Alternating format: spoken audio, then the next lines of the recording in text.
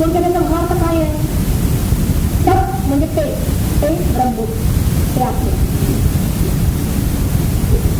ते चल आहे, तसंच अचलही आहे. तेजती न येते तत् दूरे तत् अंतिके, ते दूर आहे आणि ते जवळही आहे. तत् अंतरस्य सर्वस्य, ते सर्वांतर्गत आहे आणि तत् सर्वस्यास्य बाह्यता, सगळ्याच्या बाहेर येतेच आहे. असा शब्दशः अर्थ झाला. शंकर भाष्य यावरती काय म्हणतो त्यावेळी आपल्याला थोडक्यात त्याचा समाचार बनवावा आहे. शंकराचार्य म्हणतात हे आत्मतत्व स्वतः अचल आहे, पण ते चल असल्यासारखं भासतं. म्हणजे त्याला जर आपण तप तेजसी असं जे म्हटलं, ते चल आहे, ते अर्थ आहे, म्हणजे आपण हलका करू, ते चल आहे असं वाटतं. आणि ते पुढे म्हणलंय ते दूर आहे आणि ते जवळ आहे. म्हणजे ते इथंच आहे म्हणून दूर आहे, जवळ आहे. आणि ते दूर आहे, ते अप्राप्य आहे असं कुणाला वाटतं? अज्ञानाला वाटतं. आणि ज्ञानाचे देखील अत्यंत जवळ आहे. तसंच या आपल्याच्या बाबतीमध्ये ते म्हणतात की ते सर्वांतर्गत आहे, सर्वत्र अंतर्गत. म्हणजे ते सर्वत्र आहे, सर्व व्यापी आहे, सगळ्याच्या आतही आहे आणि बाहेरही आहे. आरण्यकोपनिषदाचा आधारचा शंकराचार्यांनी लिहिलेला आहे, यो आत्मा सर्वांतरा, असं तिसऱ्या अध्यायातल्या खंड अध्याय त्याचा पहिला मंत्र येतो, यो आत्मा सर्वांतरा, असं बृहदारण्यकही सांगतो. तो सूक्ष्म रूपाने सर्वांतर, सर्वांच्या अंतर्यामी करतो बघा, कारण तो अत्यंत सूक्ष्म आहे. म्हणजे सूक्ष्म होत आहे तीच सगळ्याला व्यापून टाकते. तर व्यापक रूपानं तो सगळ्याच्या आत आहे, बाहेर आहे. म्हणजे ते जे काही नाम रूप क्रियात्मक जे जे काही आहे ते सगळं बाहेर आहे आणि त्या सगळ्याला त्याला व्यापलेलं आहे. म्हणजे प्रज्ञान घन असाही आपला मिळतो. आणि या अज्ञानुसार ते सर्वत्र आहे असं सांगितलं आहे. तेव्हा आत आहे, बाहेर आहे, पण आत बाहेर तेच आहे याचा अर्थ त्याच्या ठिकाणी भेदच नाही.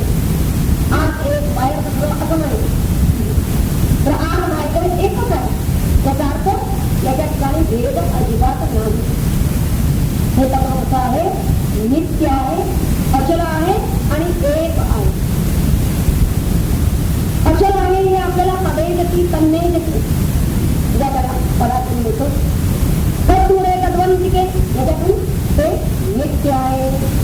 आणि तदंतरस्य सर्वस्य तदसर्वस्य अस्य बाह्यता, त्यातून ते एक आहे असं आपल्याला दिसते. तेव्हा शंकराचार्य काय म्हणतात हे आपण थोडक्यात पाहिलं. आता आपल्याला मंत्रात जरा विवाहाचं पाहायचं, आणि त्यासाठी त्याचा प्रत्येक शोध आपल्याला जरा विजय करावा लागेल. त्यामुळे या मंत्राचा अन्वय आपल्याला करूया. तत् एजती तत् न एजती, त्याचा कुठं पाहिजे? तत् दूरे तत् अंतिके तत् अंतः अस्य सर्वस्य आणि तत् सर्वस्य अस्य बाह्यतः. आता याचा अर्थ काय? प्रत्येक पदार्थातल्या तो आपण बघूया प्रमाणे. तत् म्हणजे ते ब्रह्म, ते गती सांगितलं आपण हालचाल करतो. आणि तत्काळात आपण पुन्हा आधी त्याचे अर्थ बघायचे लागतो. दूर आहे म्हणजे अतिशय दूर आणि अंतिके म्हणजे अतिशय जवळ. आणि अस्य अंतः असं म्हणतात. अस्य सर्वस्य अंतः, अस्य म्हणजे भाग, सर्वस्य म्हणजे सर्व जगाच्या, अंतः म्हणजे आत परिपूर्ण अंतर्यामी. आणि तस्य ब्रह्म बाह्यतः, बाहेर कोण? या जगाच्या बाहेर. आता पहिलं कोण जे आहे तत् एजती आणि तत् न एजती त्याचा आधी आपण विचार करू. एज हा धातू आहे, हालचाल करण्याचा अर्थ सांगितला आपण. खरं पाहिलं तर हालचाल जी असते ते आपण पुस्तक जरा निरीक्षण केलं असेल तर हालचाल ही नेहमी चैतन्यामध्ये घालतात. चैतन्य निघून गेलेला आहे त्या चैतामध्ये काहीतरी हालचाल होते का? हालचाल ही नेहमी चैतन्यात असते समजते. आणि म्हणून ते ब्रह्म हे काय आहे? शुद्ध चैतन्य आहे. त्यामुळे ते हालचाल करतो किंवा त्याच्यात मुद्रण आहे.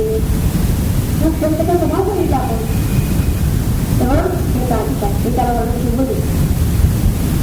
आता एजती या शब्दाचे आणखी दोन अर्थ आहेत की विकार पावतं आणि भय युक्त होत.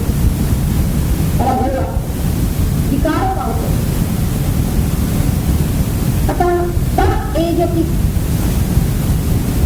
किंवा तथा एज असं म्हणलं तर लोक त्या तत्वाला घाबरतात असं म्हणावं लागेल. म्हणून तदेजती तन्मेजती असा जरी विरोधाभास असला तरी सुद्धा भयभीत होतं ज्याच्या हा अर्थ कसा लावायचा असतो तर ज्याच्यापासून जग भयभीत होतं हा भयभीत होत नाही तर याच्यापासून जग भयभीत होत आणि म्हणजे लोक भयभीत होतात.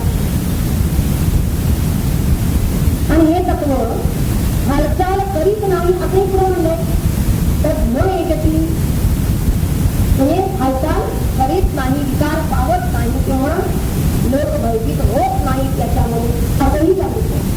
आता ही दोन्ही वर्णनं त्या ब्रह्मतत्वाच्या ठिकाणी कशी लागू पडतात ते आपल्याला माहिती. कुणाच्या संदर्भात हा हालचाल करतो, कुणाच्या संदर्भात करत नाही. कुणाच्या संदर्भात त्याचं भयभीत म्हणजे याला लोक घाबरतात, कुणाच्या संदर्भात हे घाबरणं आहे आणि म्हणजे याचं भय दाखवणं आहे आणि कुणाच्या संदर्भात नाही किंवा विकार पाहत होता कोणाच्या संदर्भात आहे हे पाहायला पाहिजे.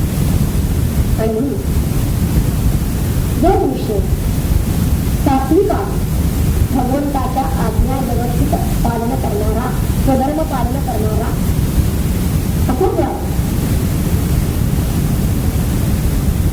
त्याच्या बाबतीत काय आहे? त्याच्या बाबतीत भगवान विचार करतात. त्याला काही करावं लागत नाही. त्याच्या बाबतीमध्ये तो कधीही भगवंताला घाबरत नाही. भयभीत होणं हा भाग त्याच्या बाबतीत असत नाही. तेच उलट जो कोणी या परमात्म्याच्या आज्ञा मानायला तयार नाही, सगळे नियम धुडकावून लावायला तो धर्म पालन करत नाही, ज्याला परमात्म्याचं भोग असतं ही जी अशी अतींद्रिय शक्ती आहे त्या शक्तीचं त्याला भोग असते. ती जर कुठे जर प्रगट होत असेल तर त्या ठिकाणी तो जायला तयार घाबरतो. कारण त्यानं हे जे आचरण केलेलं आहे त्या आचरणामुळे त्याचं त्याला भय आहे.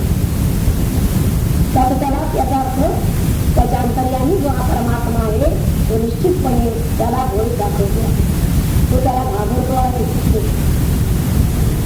आणि म्हणून तिथं भय दाखवणे भय दिसतो हे त्याच्या बाबतीतच शक्य आहे. परमात्मा तिथे त्याला भय दाखवतो. त्याच्या परमात्मा काही हालचाल करत नाही, हे हालचाल करत नाही. पण याच्या ठिकाणी अहंकार तो उन्मत्तपणे भगवंताच्या आज्ञा पायदळ घेऊन मला मानेल तसं मला वाटतं म्हणून वाटत असतो. आणि म्हणून भगवंत म्हणतात की तुला जे वाटतं ते कर. म्हणून त्याच्या बाबतीत ते स्वतः काही हालचाल करत नाही, त्याची उपेक्षा करतात. किंवा धर्मवंतांच्याकडे ते पाहत सुद्धा नाही. तेव्हा एजती आणि न एजती हे कुणाच्या संदर्भात आहे हे आपल्या लक्षात घ्यायला पाहिजे. त्याचं चल अचलच करू. तसं पाहिलं तर तो मुळात कसा आहे, अचलच आहे. पण तो चल आहे असं वाटणं म्हणजे तो एक आभार. पण तो चल कशाच्या रूपाने आहे, या संपूर्ण जगताच्या रूपाने तो चल आहे. पण जे चल असतं त्याच्या एक नसल्या तरी अचल अशा अधिष्ठानावर, अचल अशा सत्तेवर ती अधिकार असते. ते चल फिरत असतं. आणि अशी अचल सत्ता, अचल अधिष्ठान म्हणजे ते बघ. आणि त्याच्याच सत्तेमध्ये सगळं तरीच होत आहे. संपूर्ण अखिल विश्व होत. आता हे दोन्ही एकाच वेळी कसं काय संभवतं असं वाटतं. आपण आता समजा इथे बसलो आहोत. आता इथे बसले आपल्याला काही ज्योती आहे असा अनुभव तर नाही. परंतु प्रत्यक्षात पाहिलं तर पृथ्वी फिरते आहे. आपण पृथ्वीवर आहोत पण पृथ्वी मात्र फिरते आहे. पण आपल्याला अनुभव कसा आहे, आपण फिरावं. ही जमीन काही फिरत नाही म्हणजे आपण अनुभव घेऊ शकतो त्याला. यासाठी त्यांनी सांगितलं आहे की हे जरी विरोधाभास वाटला या वर्णनामध्ये, एजती आणि न एजती हे दोन्ही विरोधी शब्द ते एकत्र कसे आले, त्याच्या बाबतीत हे लागू कसे का करतात असं जर वाटत असेल तर ते म्हणतात एक त्यातला आभार नसतो आणि एक सत्य अनुभव. मिथ्या काय आहे, सत्य काय आहे हे आपल्याला कळायला पाहिजे. त्याचं म्हणणं हे मिथ्या, तो फक्त भास आणि तो न एजती तो अचल आहे हे त्याचं फक्त आणि ते आपल्याला ओळखायचं. किंवा जे जे काही चरित होत आहे, जे जे काही अवतार होत आहे, विचार पावत आहे, ते सगळं अखिल परमात्मा ते सगळं ते आहे असं त्याला वाटलं पाहिजे. असं त्याला वाटत नाही. मी हलवलं मोठं आलो नाही तर कुठलं आलं असतं. हे परमात्म्यानं त्याचं कारण सुद्धा एक परमात्मा करायचं ते अजूनही तो या भ्रमात आहे, भ्रांतीत आहे. आणि भ्रम आहे तोपर्यंत ते भास होतात. हे चल वगैरे जे भात आहे ते तोपर्यंत होणार म्हणून अज्ञान नसते जेव्हा होईल त्यावेळी आता भ्रांती होत नाही. दुसऱ्या पुढच्या पदामध्ये त्यांनी म्हणलेलं आहे तर दूर आहे आणि तर अंतिके. ते दूर आहे आणि ते जवळ आहे. आता ते दूर आहे शंकराचार्यांनी आपल्याला मला सांगितलं की अज्ञानाच्या दृष्टीनं ते दूर आहे, पण ज्ञानाच्या दृष्टीनं ते अत्यंत जवळ आहे. म्हणजे आपण सांगितलं त्यांच्याकडे जवळ आणि दूर यातला काय की आपण समजा आपण तर पुण्यात आहोत, मग उन्हात असून तर आपल्या आता शिरवळ वगैरे जवळ आहे. किती आपण कुठं आहोत यावरती जवळ आणि दूर हे अंतर अवलंबून आहे. आपलं स्थान आपण नेमकं कोणत्या ठिकाणी आहोत याच्यावरती जास्त अवलंबून आहे जवळ आणि दूर हे अंतर. तेव्हा आपण कुठं आहोत याचा आपणच विचार करायला पाहिजे आणि आपण कुठं असायला पाहिजे. भागवतामध्ये एक होतं विषयान ध्यायते विषयेषु विचिद्यते आणि मां ध्यायन्त चित्तं मयैव प्रविलीयते. विषयान ध्यायत चित्तं असं सांगते. विषयेषु विचिद्यते म्हणून त्याला विषय म्हणतो. तिथे त्याला शिवून टाकतो. जर का त्याला चिंतन विषयांचं केलेलं असेल तर विषय त्याला धरून ठेवतात आणि विषय आहेत कुठे बाहेर आहे, दूर आहे. हा भगवंतापासून दूर का गेला? कारण विषयांकडे गेला. विषय जवळ येत नाहीये. हा म्हणून गेला विषयांकडे. हे महत्वाचं. हा याचा अर्थ याची अंतःकरण वृत्ती लागते आणि अंतःकरण वृत्ती जर एकदा विषयांच्या पर्यंत लांबचा पल्ला लागते, विषय सुद्धा चित्तापर्यंत पडतो आणि मग तिथून तर पाहिलं मला याला आपलं स्थान सोडलं आणि त्यामुळे याला आता भगवंत दूर झाला. तर भगवंत आहे तर दूर आहे आपल्या अंतर्यामी आहे. अंतःकरण वृत्ती जिथून उठते तिथंच तर भगवंत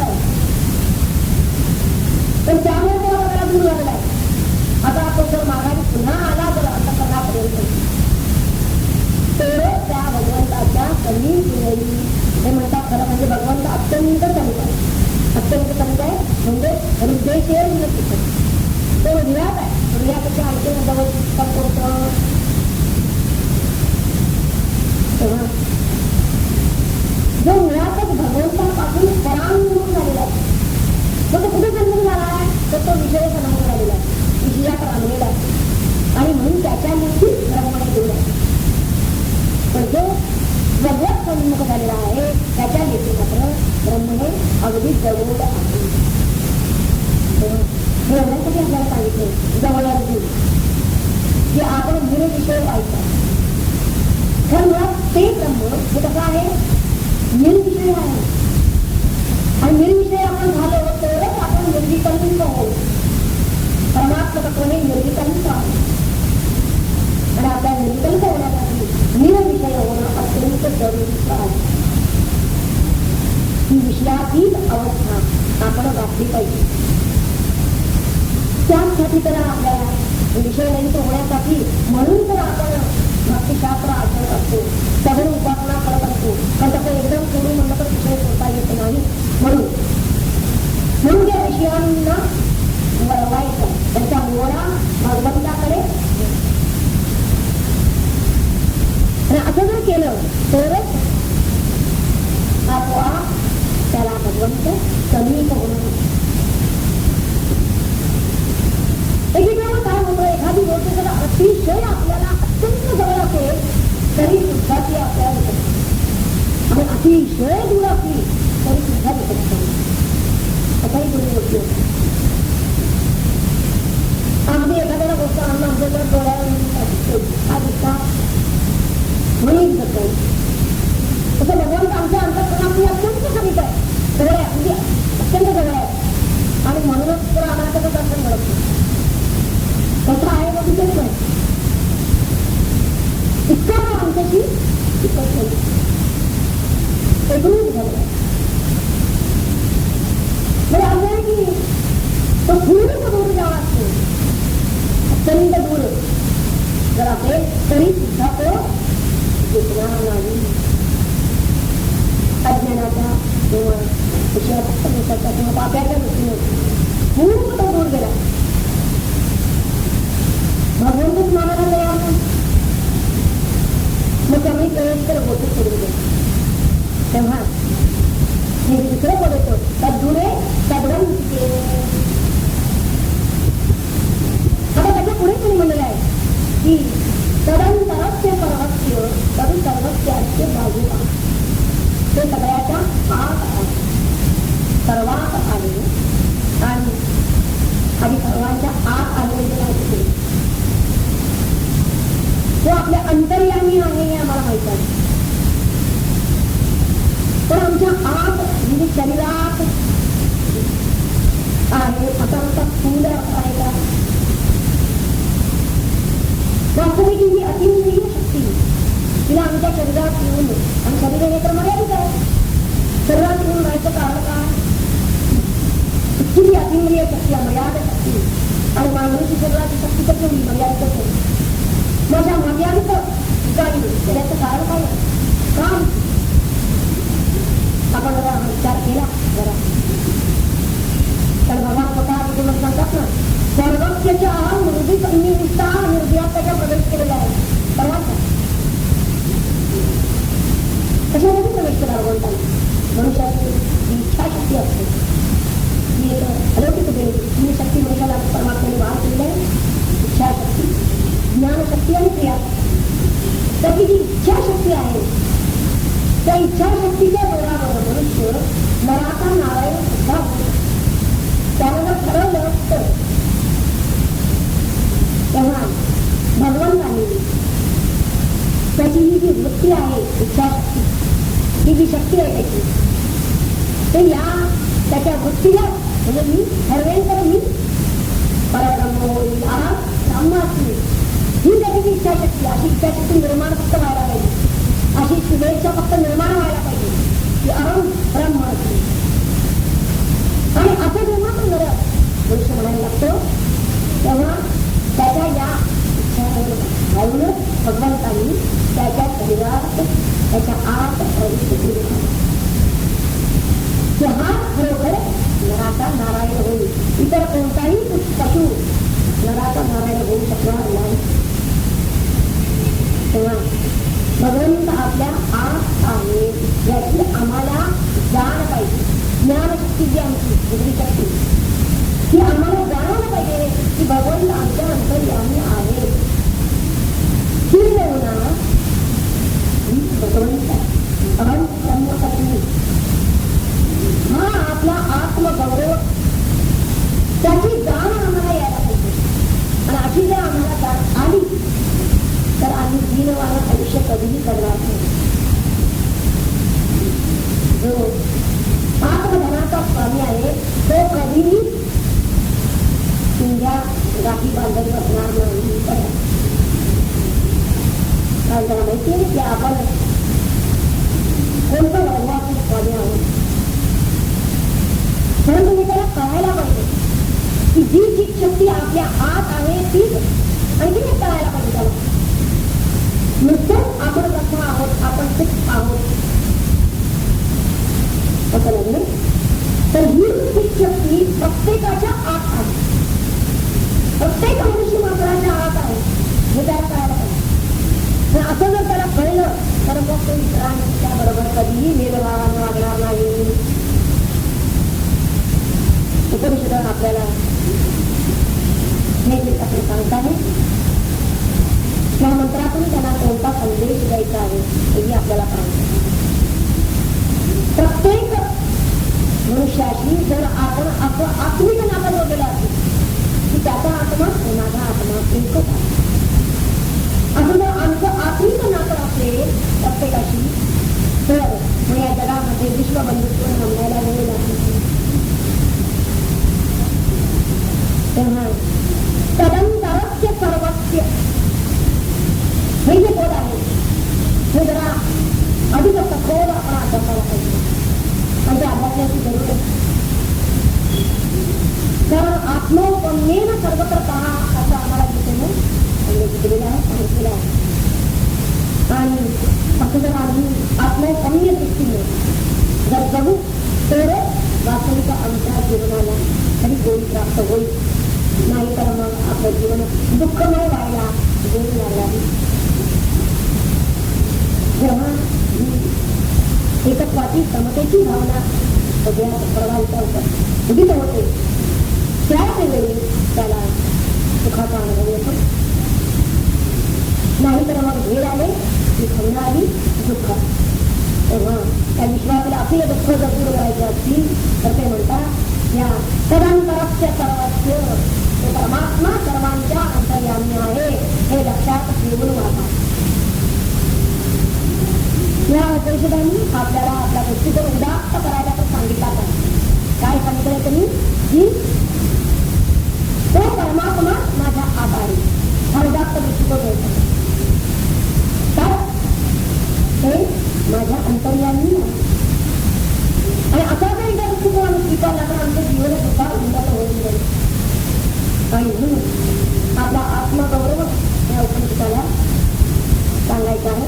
करून घ्या आत्मगौरव. परमात्म्याची अद्वितीय सत्ता आणि सर्व व्यापकता लक्षात यायला याही आपल्या एवढ्यासाठी पुढच्या पदामध्ये तुम्ही म्हणलेलं आहे तदन तरस्य सर्वस्यच्या पद तदु सर्वस्यास्य बाह्यतः. जसं ते आत आहे तसंच ते बाहेर आहे. म्हणजे ते सगळ्याला व्यापून आहे, सर्व व्यापक आहे आणि सर्व पायमान आहे, अखंड दंड आहे. सगळे त्याचीच एक सत्ता आहे.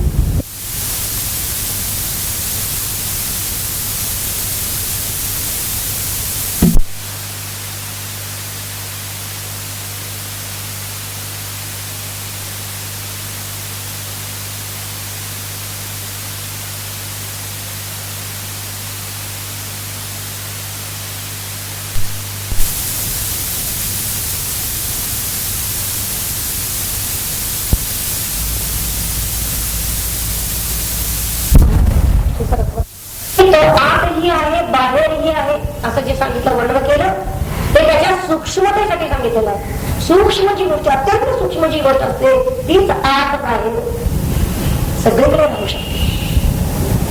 तीच सगळ्याला व्यापू शकते आणि ती निरंतर राहते. ती निरंतर असणं हेही तितकंच महत्वाचं आहे. ती निरंतर आहे याचा अर्थच ती एकरस आहे, ती एकरूप आहे, तिच्यात द्वैताचा लेशही नाही. तेव्हा सर्व वस्तूंना भगवान व्यापून आहे, अशी एकही वस्तू नाही की जिला भगवंताने व्यापलेलं नाही. सगळीकडे त्यांचीच सत्ता आहे असा आपल्याला पक्का बोध व्हायला पाहिजे. आणि असा जर बोध झालेला असेल तर त्याला ज्ञान झालं असं म्हणतात. हे तर आपल्याला कशासाठी त्यांनी सांगितलेलं आहे की आती आहे बाहेरी आहे, तर आता सगळीकडे आहे हे आम्हाला पक्क वाटलं पाहिजे. म्हणजे कोणत्याही ठिकाणी कोणत्याही काळामध्ये आमचं हे वाटणं हलता कामा नये, चलित होता कामा नये, या वाक्यापासून आम्ही च्युत होता कामा नये. तेव्हा हा बोध जर पक्का व्हायचा असेल, कारण तो तसा होत नाही. थोडा काळ मनुष्य भगवंताला मानायला तयार असतो, जरा काही उपस्थित झालं की केव्हा त्याला भगवंताला धुडकावून दिला त्याचा त्यालाही प्रश्न. म्हणून भगवंत हा बोध पक्का व्हावा, आपण सदैव त्या भगवंताचे होऊन राहावं, यासाठीच भगवंताचं स्मरण आपण सतत करावं लागतं. आणि ते करावं लागतं, तिथे अभ्यास आहे, तसं ते राहत नाही, कारण जीवाला तशी सवय नाही.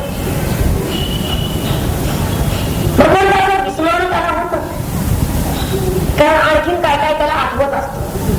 इतर विषयी वस्तू व्यक्ती पदार्थ मात्र आठवतात, त्यावेळी तो भगवंताला विसरून जातो. परंतु ते स्मरण त्यानं बुद्धिपूर्वक ठेवलं पाहिजे, विधीपूर्वक ठेवलं पाहिजे. कसं स्मरण ठेवायचं ह्याचाही विधी आहे, त्यानुसार त्यानं ठेवलं पाहिजे.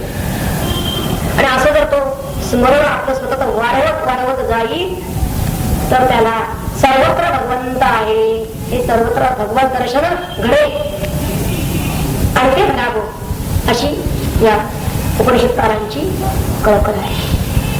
त्यासाठी हा मंत्र आपल्याला आलेला आहे की तदेजती तन्नेजती तद्दूरे तद्वंतिके तदंतरस्य सर्वस्य तदुसर्वस्यास्य बाह्यतः. पुन्हा एकदा आपण मंत्र म्हणूया, शांतीपाठ म्हणूया.